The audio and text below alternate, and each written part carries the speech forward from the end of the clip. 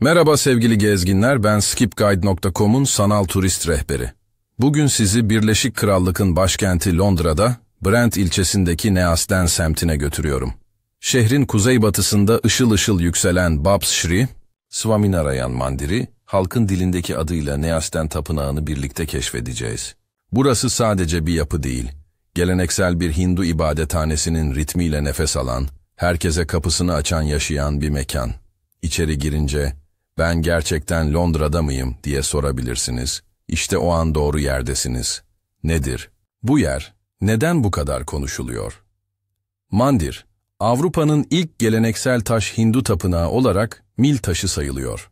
Tamamen antik Vastu Shastra ilkelerine uygun biçimde, yani taşıyıcı çelik kullanılmadan inşa edildi. Bu yüzden dışarıdan baktığınızda gördüğünüz kubbeler ve şikar denen kuleler, gerçek anlamda taşın taşıdığı bir mimariyi temsil ediyor. Resmi adı Babs Shri Swaminarayan Mandir olan tapınak, halk arasında Neasden Temple diye anılıyor ve yıl boyu herkes için açık, üstelik giriş ücretsiz. Bu açıklık sadece kapılara değil, ruha da yansıyor, içeride dua edenlerle merakla gezenlerin birbirine saygıyla alan açtığını hissediyorsunuz. Peki kim yaptı? Nasıl yapıldı? Hikaye hem teknik hem duygusal. Pramukh Swami Maharaj'ın ilhamıyla yola çıkan topluluk, taşları dünyanın farklı noktalarından getirdi. Yaklaşık 3000 ton Bulgar kireç taşı, 1200 ton İtalyan Carrara mermeri ve 900 ton Hindistan'ın Ambaji mermeri seçildi. 14 atölyede 1500'den fazla usta, parçaları tek tek elde işledi. Ortaya 26.300'den fazla taş parçası çıktı. Ve bu parçalar Londra'da dev bir 3 boyutlu yapboz gibi 2,5 yılda bir araya getirildi. Bu ayrıntılara bakınca bu sabır, bu el emeği nasıl mümkün oldu diye insan hayran kalıyor. Yapının hemen yanında geleneksel Haveli tarzında inşa edilmiş kültür merkezi var. Burada İngiliz meşesi ve Burma tik ağacı birlikte kullanılmış. Tik ağacının dış cephedeki hava direnci ve oyma için elverişli dokusu, meşenin sağlamlığıyla buluşmuş. Ahşaptaki oyma başlıklar, strut denen eğik destekler, kemerler ve balkonlar. Hepsi birer sanat dersi gibi. Girişteki ahşap portiko altında durduğunuzda, sanki Rajasthan'da bir avlunun gölgesindeymişsiniz gibi hissedersiniz. Ne zaman gidilir? Günün hangi saati en uygundur? Mandir ve Haveli normalde yılın çoğu günü sabah saat 9'dan akşam saat 6'ya kadar ziyarete açık.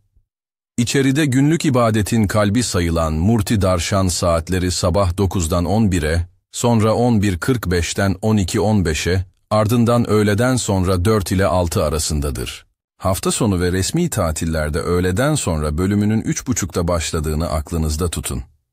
Günün ayini olan Arti ise öğleye doğru saat 11:45'te yapılıyor. Ritüeli izlemek istiyorsanız, o saate yakın, gelin. Daha sakin bir deneyim için sabah erken saat ya da kapanışa yakın zaman idealdir. Festival dönemleri, özellikle Diwali ve Krishna Janmashtami, çok kalabalık olur. Kalabalığı sevmiyorsanız o haftalardan kaçınmak iyi fikir. Nerede, nasıl gelinir? Adres basit. Pramukh Swami Road, Neasden, London. 4 metro istasyonu makul mesafede. Metropolitan ve Jubilee hatlarıyla Wembley Park, Bakerloo ve Overground ile Stonebridge Park, Bakerloo ve Overground ile Harlesden ve Jubilee hattıyla Neasden. Wembley Park'tan 206 numaralı otobüse binip Brentfield Road'da inebilirsiniz. Tapınak tam karşıda kalır. Stonebridge Park'tan 112 numaralı otobüsle kısa bir yolculuktan sonra yürüyerek 9 dakika içinde varılır. Brentfield Road üzerinde 224 ve 206 numaralı otobüsler kapının önünde durur. Araba ile geliyorsanız, ücretsiz otopark bulunur. Şehir içi trafiği ve kuzey çevre yolu yoğun olabilir. Paylaşımlı ulaşım daha rahat ettirir. Ne kadar zaman ayırmalı? Bir bakıp çıkarız derseniz, 45 dakika yeter. Ama ben en az 1 ile 1,5 saat öneririm. Dışarıdaki taş işçiliğini sindirmek, içeride tavan rozetlerine, sütun başlıklarına bakmak ve dua anlarını dinlemek zaman ister.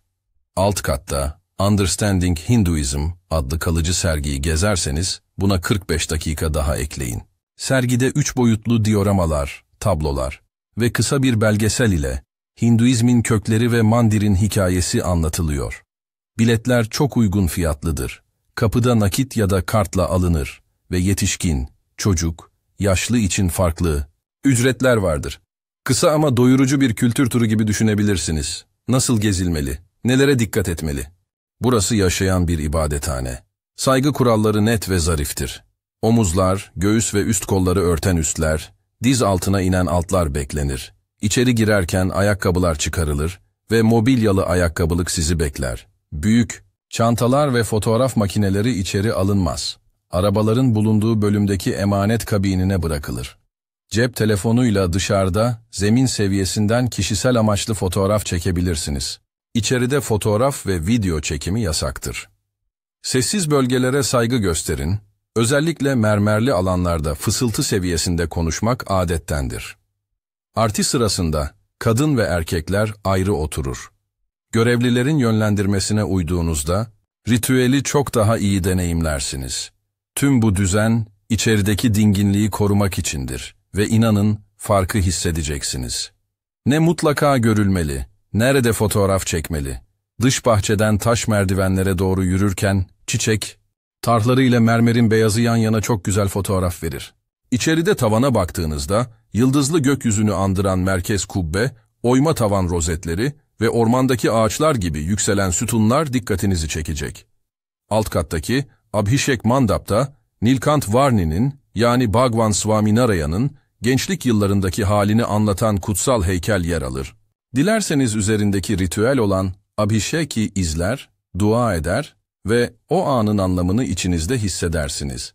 Çıkışta Haveli'nin ahşap cephesindeki detayları, tik ağacının sıcak renklerini yakından incelemeyi unutmayın. Fotoğraf, için en iyi açı, ahşap portikonun çaprazından alınan geniş kadrajdır.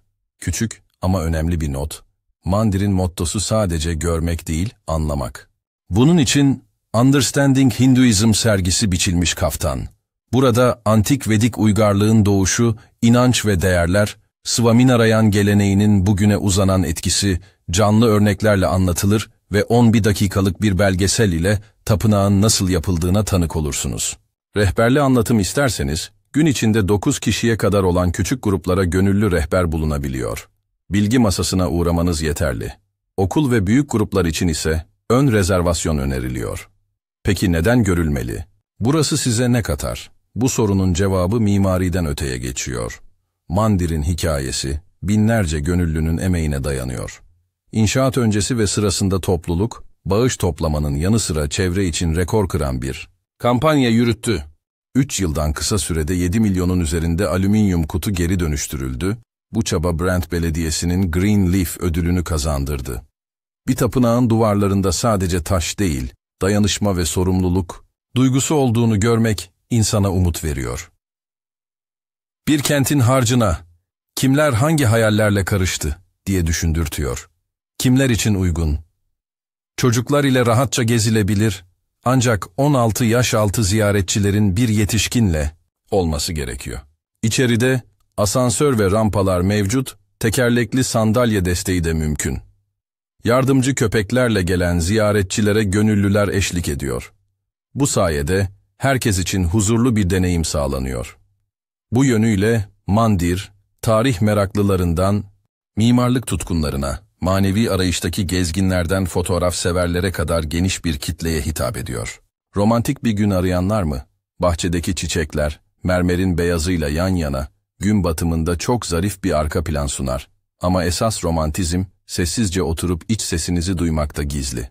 Pratikler kısmını toparlayalım. Yanınıza, omuzları örten hafif bir üst, diz altı bir alt, mevsime göre ince bir şal, rahat bir çorap ve sessizliğe eşlik edecek bir saygı duygusu alın.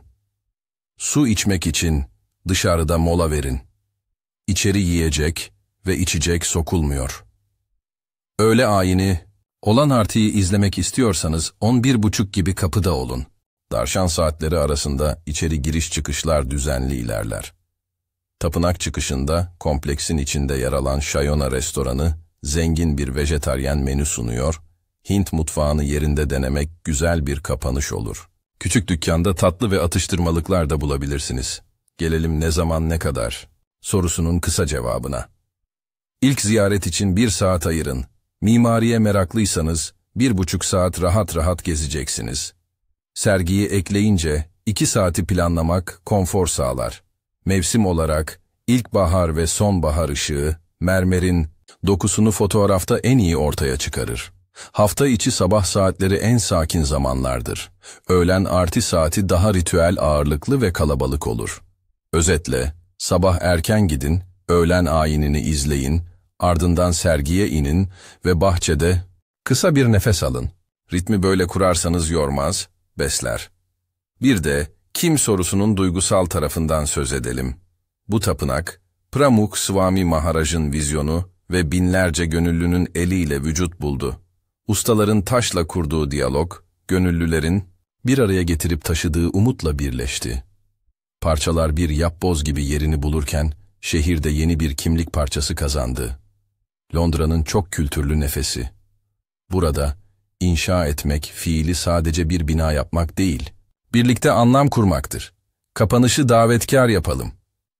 Yolunuzu Neasden'e düşürün, ayakkabınızı çıkarın, mermerin serinliğine basın ve başınızı kubbeye kaldırın. Gözlerinizi kapatıp bir an dinleyin. Mırıldanan dualar, kısık bir zil sesi, uzaktan gelen çocuk kahkahası. Belki de Londra'yı hiç böyle duymamıştınız. Ben skipguide.com'un sanal turist rehberi olarak eşlik ettiğim için teşekkür ederim. Bu sesli rehber hoşunuza gittiyse kanalı takip etmeyi unutmayın.